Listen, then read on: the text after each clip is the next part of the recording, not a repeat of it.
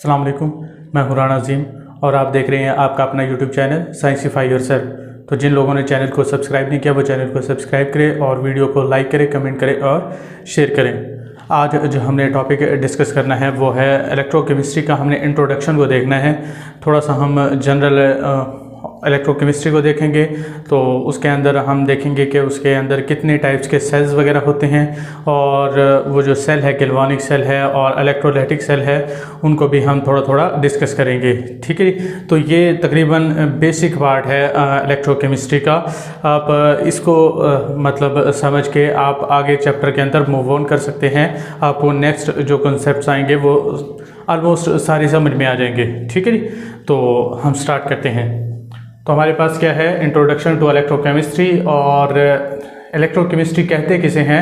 The relationship between chemical reaction and electricity.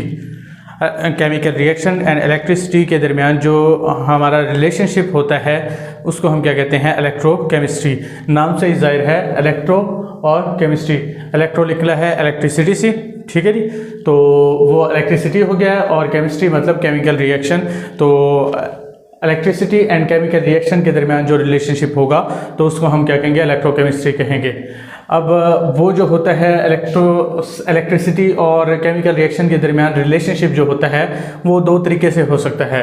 वो या तो ये भी हो सकता है कि केमिकल रिएक्शन जो है वो क्या कर सकते हैं, कुछ केमिकल रिएक्शन होते हैं जो कि आपस स्पॉन्टेनियस होते हैं, खुद ब खुद होते हैं और उससे इलेक्ट्रिसिटी प्रोड्यूस होती है। ठीक है जी।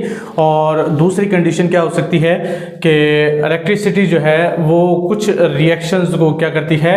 कैरी आउट करवाती है। अदरवाइज अगर वो मतलब इलेक्ट्रिसिटी मौजूद ना हो तो क्या होगा कि वो जो रिएक्शंस हैं वो नहीं हो पाएंगे। ठीक है जी। तो दो कंडीशंस आ गई हैं, एक ये है कि कुछ जो रिएक्शन है वो स्पॉन्टेनियस है, ठीक है जी, और उससे क्या प्रोड्यूस हो रही है? इलेक्ट्रिसिटी प्रोड्यूस हो रही है। और दूसरी जो कंडीशन है वो क्या है कि कुछ इलेक्ट्रिसिटी जो है वो क्या करेगी? केमिकल रिएक्शन को कैरी आउट करवाएगी। अदरवाइज वो जो केमिकल रिएक्शन है वो कैरी आउट नहीं होंगे। क्लियर हो जाएगी बात? तो हम स्टार्ट करते हैं इसकी, जिसके अंदर क्या होता है? केमिकल रिएक्शन जो है क्रिएट करती है इलेक्ट्रिसिटी को। तो उसके अंदर क्या है कि अब ये जो सेल होता है इसको हम क्या कहते हैं? गैल्वानिक या वोल्टाइक सेल कहते हैं। ठीक है जी।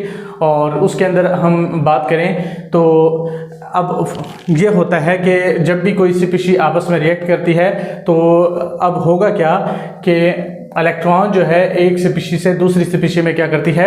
मूव करती है। ठीक है जी। तो क्यों मूव करती है? अब इसका जो रिडक्शन पोटेंशियल है ये क्या है? ज़्यादा है। और इसका ऑक्सीडेशन पोटेंशियल क्या है? ज़्यादा है। मतलब ये खुद को ऑक्सीडाइज करने की पावर ज़्यादा रखती है और इसको रिड्यूस करने की पावर ज़्यादा रखती है। ठीक है जी। और ये भी खुद क्या करती है? खुद रिड्यूस होने की पावर ज़्यादा रखती है और इसको ऑक्सीडाइज करने की पावर ज़्यादा रखती है। तो होता क्या है कि इलेक्ट्रॉन जो है वो ए से बी की तरफ मूव कर जाता है। ठीक है जी। सिंपल वर्ड्स के अंदर इसको अगर हम कहें तो B के पास इलेक्ट्रॉन की पुलिंग जो है वो ज़्यादा है। ठीक है जी, बनिस्बत A के। तो होगा क्या कि A से इलेक्ट्रॉन निकल के कहाँ जाएंगे? B के अंदर। और इस रिएक्शन को हम कहते हैं ऑक्सीडेशन रिडक्शन रिएक्शन। अब ऑक्सीडेशन रिडक्शन रिएक्शन या रेडॉक्स रिएक्शन जो होता है उसके अंदर होता क्या है कि इससे इलेक्ट्रॉन निकल रहा है तो इसकी ऑक्सीडेशन हो रही है और B के अंदर जब इलेक्ट्रॉन जा रहा है तो उसकी रिडक्शन हो रही है। तो इसलिए हम इसको रेडॉक्स रिएक्शन या ऑक्सीडेशन रिडक्शन रिएक्शन कहते हैं। ठीक है। तो अब इसके अंदर दो स्पीशी के अंदर क्या हो रही हो? ऑक्सीडेशन रिडक्शन रिएक्शन हो रहा हो तो हम करते क्या हैं कि उसके दरमियान क्या लगा देते हैं? वायर लगा देते हैं। क्या लगा देते हैं? वायर। अब वायर से क्या होगा कि इलेक्ट्रॉन जो है वो मूव करेंगे। जब इलेक्ट्रॉन वायर से मूव करते हैं तो क्या प्रोड्यूस हो जाएगी? इलेक्ट्रिसिटी प्रोड्यूस हो जाएगी। क्लियर हो जाएगी बात? तो इस तरह हम क्या कर सकते हैं, ये केमिकल रिएक्शन जो हो रहे हैं उससे इलेक्ट्रिसिटी को हम क्या कर रहे हैं? क्रिएट करवा रहे हैं। ठीक है जी। तो गैल्वानिक और वोल्टाइक सेल का एक सिंपल जो हम कह दें कि अपरेटस कह देते हैं। ठीक है, इंस्ट्रूमेंट या अपरेटस कह देते हैं। तो वो ये दिखा रखा है। तो इसके अंदर क्या है कि दो हाफ सेल हैं हमारे पास। ठीक है जी। एक ये हाफ सेल है और एक ये हाफ सेल है और दोनों हाफ सेल के अंदर इलेक्ट्रोड को हमने क्या कर रखा है? डिप कर रखा है। ठीक है जी।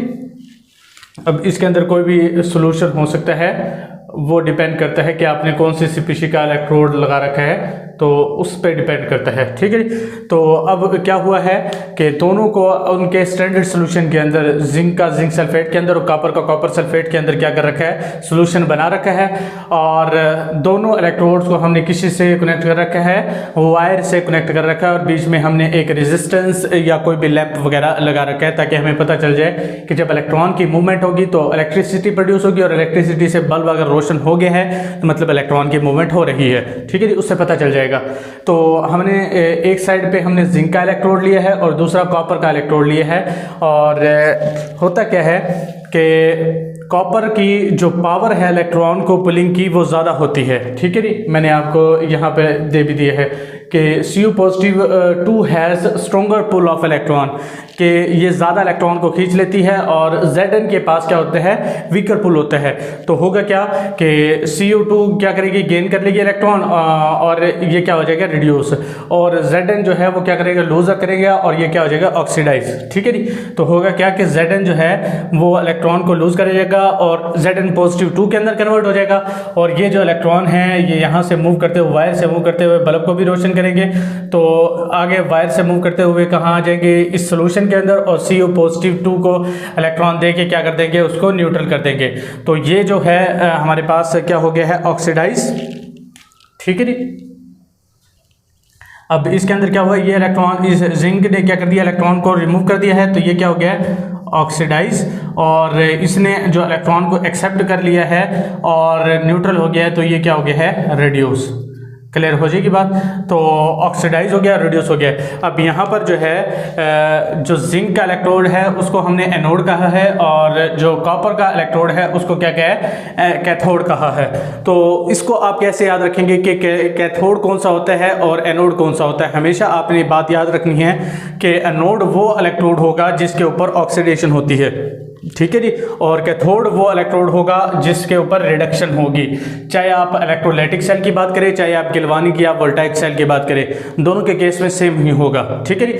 तो आपने ऐसे याद रखना है, एन ऑक्स का मतलब एन से एनोड, और ऑक्स से मतलब ऑक्सीडेशन, और रेड कैट मतलब रेड से क्या हो जाएगा, रिडक्शन, और कैट से कैथोड बन जाएगा, ठीक है जी। तो आप इस फार्मूले से आप याद रख सकते हैं कि ऑक्सीडेशन जहाँ पर होगी वो एनोड होगा, और जहाँ पे रिडक्शन होगी वो क्या होगा, कैथोड होगा। क्लियर हो जाएगी बात। और यहाँ पर वो कह रहा है कि this happen on it's on, और इसको हम क्या कहते हैं, स्पॉन्टेनियस रिएक्शन।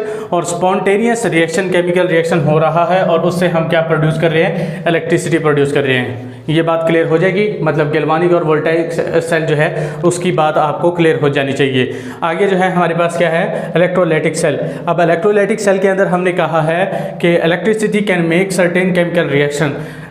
जो इलेक्ट्रिसिटी है हम प्रोवाइड करते हैं बैटरी की मदद से या किसी और मदद से, तो वो क्या करती है, कुछ केमिकल रिएक्शन को कैरी आउट करवाती है, और उसके अंदर क्या होता है कि that would not happen otherwise, जो कि केमिकल रिएक्शन है अगर इलेक्ट्रिसिटी ना हो तो वो नहीं होंगे।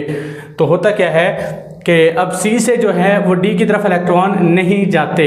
क्यों नहीं जाते, क्योंकि अब सिमिलर अगर हम इसकी बात करें तो इसमें क्या था कि इलेक्ट्रॉन जा रहे थे, क्यों, क्योंकि इसका पुल ज़्यादा था और इसका कम था। अब यहाँ पर क्या है कि इसका पुल ज़्यादा है, इसका कम है, ठीक है जी। तो इसका वीकर पुल होने की वजह से ये खींच नहीं पाता इलेक्ट्रॉन्स की तरफ। तो होता क्या है, हम बीच में एक बैटरी लगा देते हैं और वायर के साथ कनेक्ट कर देते हैं। वो क्या करता है कि बैटरी करती है, यहाँ से पुल करती है, ठीक है जी, यहाँ से खींचेगी इलेक्ट्रॉन को, और यहाँ पर क्या कर देगी, पुश कर देगी। क्लियर हो जाएगी बात। तो यहाँ से जो इलेक्ट्रॉन को, C से इलेक्ट्रॉन को बैटरी क्या करेगी, पुल करेगी, और आगे क्या कर देगी, पुश कर देगी। तो इस तरह क्या होगा कि इलेक्ट्रॉन जो है वो क्या करेंगे, मूव करेंगे, और जिससे केमिकल रिएक्शन कैरी आउट हो जाएगा, ठीक है जी। अब इसके अंदर क्या है कि इलेक्ट्रिसिटी जो बैटरी है वो क्या करवा रही है, केमिकल रिएक्शन कैरी आउट करवा रही है। क्लियर हो जाएगी बात। तो फॉर एग्जांपल इसके अंदर अगर हम बात करें तो H2O जो है वो H2 और ऑक्सीजन के अंदर जब क्या करता है, डिकम्पोज होता है तो क्या होता है कि हाइड्रोजन जो है अब यहाँ पर +1 चार्ज है और यहाँ पर 0 आ गया है, तो हाइड्रोजन जो है वो इलेक्ट्रॉन गेन करके क्या हो जाएगा, रिड्यूस हो जाएगा। और ऑक्सीजन जो है -2 है, यहाँ पर 0 हो गया है तो इलेक्ट्रॉन को लूज करेगी। ठीक है जी, तो इलेक्ट्रॉन पर कौन सा चार्ज होता है, नेगेटिव, तो नेगेटिव जब लूज करेगा तब जाके नेगेटिव खत्म होगा ना, तो यहाँ पर क्या आ जाएगा, 0 आ जाएगा। तो वहाँ पर क्या हो रही है, ऑक्सीडेशन, और हाइड्रोजन की क्या हो रही है, रिडक्शन हो रही है।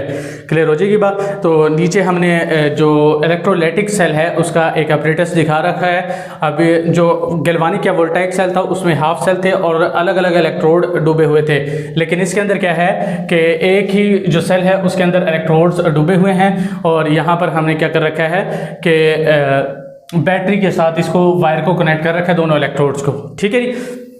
तो अब होता क्या है कि the reaction does not happen on its own. अब ये होता नहीं है, क्यों? क्योंकि ऑक्सीजन हैज़ स्ट्रॉन्गर पुल। अब ऑक्सीजन का पुल जो है वो क्या है, स्ट्रॉन्गर है।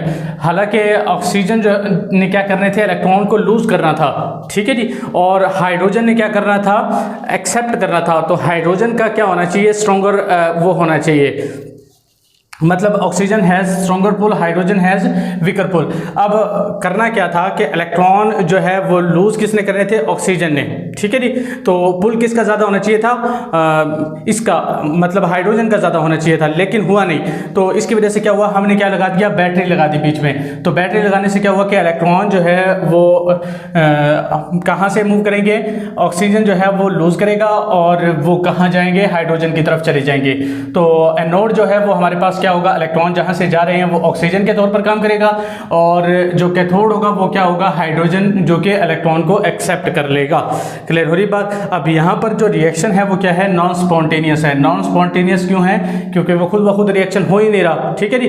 तो इस वजह से क्या होगा, ये नॉन स्पॉन्टेनियस रिएक्शन होगा। और नॉन स्पॉन्टेनियस होने की वजह से क्या होगा कि अ बैटरी जो है ना हम लगाएंगे, वो क्या करेगा, a battery can pull electrons from oxygen and push towards the hydrogen. Clear हो जाएगी बात। तो इस तरह हम क्या कर सकते हैं, जो इलेक्ट्रोलाइटिक सेल है उसको एक्सप्लेन कर सकते हैं और गैल्वानिक सेल को भी एक्सप्लेन कर सकते हैं। क्लियर हो जाएगी बात। तो ये था हमारे पास इलेक्ट्रोकेमिस्ट्री का एक शॉर्ट सा इंट्रोडक्शन था हमारे पास। अगर आप कहेंगे कि नेक्स्ट वीडियो के अंदर आपको गैल्वानिक सेल या वोल्टाइक सेल को समझाना है तो आप नीचे कमेंट सेक्शन में आप मुझे बता सकते हैं। मिलते हैं नेक्स्ट वीडियो के अंदर, तब तक के लिए अल्लाह हाफिज़।